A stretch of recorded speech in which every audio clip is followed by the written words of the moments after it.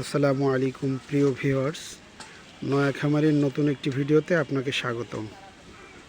আজকে আমি আমার ছাদের উপরে সাদা সিম গাছ দেখাবো।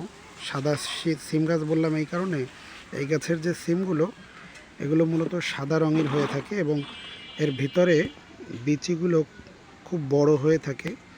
আর সিমের আর একটা বৈশিষ্ট্য হচ্ছে, এই সিমগুলো যদি একটু বুড়ো হয়ে যায়, অর্থাৎ একটু শুকনো শুকনো ভাবের দিকেও আসে, এরপরেও রান্না করলে একদম গলে মোমের মতো হয়ে যাবে এবং এটা খেতে কিন্তু খুবই স্বাদ।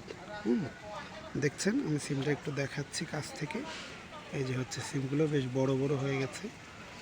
এখন ছাদের উপরে আসলে এটা কিভাবে হলো, যাদের বিল্ডিংয়ের বা দেয়ালের সাইডে সামান্য গাছ আছে, সামান্য জায়গা আছে, তারা কিন্তু চাইলেই এরকম আপনি নিচ থেকে মাটিতে যদি গাছ লাগান আমার মতো করে, আমি দেখেন গাছের গোড়াটা কিন্তু ওই যে নিচে একদম মাটিতে, আমি এরপরে ডালপালা দিয়ে দড়ি দিয়ে গাছটা একদম ছাদের উপরে উঠিয়ে দিয়েছি এবং এই যে এই পর্যন্ত এসে এখানে একটা বাঁশ আছে, বাঁশের সাথে এটা একদম পুরো ঝাপড়ে দিয়ে গেছে। যখন প্রথমে এর গাছের আগা 2-3টা যখন উপরে উঠেছিল, তখন আমি এই বাঁশের উপরে উঠে যখন ও আর যাওয়ার জায়গা পাচ্ছিল না, তখন আমি আগাগুলো কেটে দিলে এটা প্রচুর পরিমাণ একদম গোল হয়ে গেছে এবং এতে কিন্তু প্রচুর পরিমাণ ফুল এবং ফল আসছে।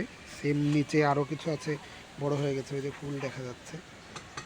এই সিমটা একদম শীতের শেষ পর্যন্ত প্রচুর পরিমাণ সিম হবে। এই গাছের বৈশিষ্ট্য হচ্ছে এগুলো সিম একটু দেরিতে দেয় এবং শীত যাওয়ার পরেও গাছে সিম থাকে। এর জন্য এই যে ফুলগুলো দেখা যাচ্ছে, কিছু সিম হয়েছে, কিন্তু আরও বের হবে এখান থেকে ফুল ফল। এগুলো এই যে দেখেন, এই যে যেগুলো এই যে কুড়িগুলো, এগুলো কিন্তু একদম ছোট কেবল বের হচ্ছে, ঠিক আছে। সামনে গিয়ে আরও এগুলো বড় হবে, একদম পুরো ঝাপটি বেয়ে দেখেছে। আমি যদি একটু এক নজরে দেখানোর চেষ্টা করি, হ্যাঁ, ছাদের উপর দিয়ে এই যে একেবারে দেখেন